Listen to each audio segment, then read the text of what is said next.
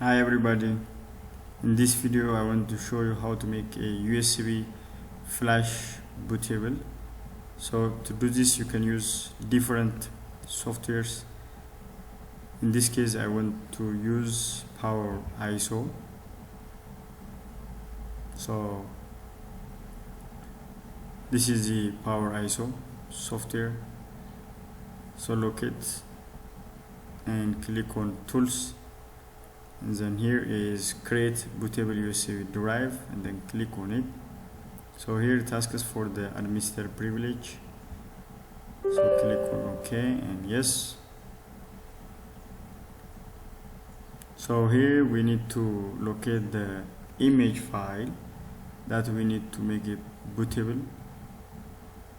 So in my case, here is the ISO file, that's window 10.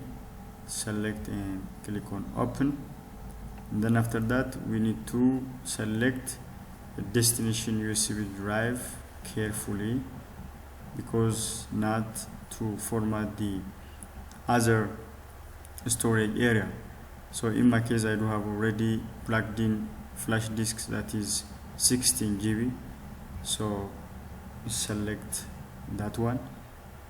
Here is a setting that we don't need to reconfigure, because this default setting is set for the USB to make it bootable.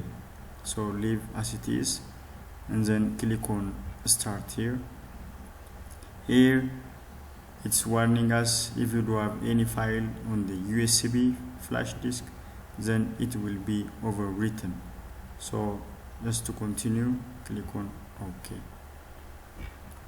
And then this takes about 9 minutes in my case, but it depends on the flash and can be late as 30 minutes. So thank you for watching. Bye bye.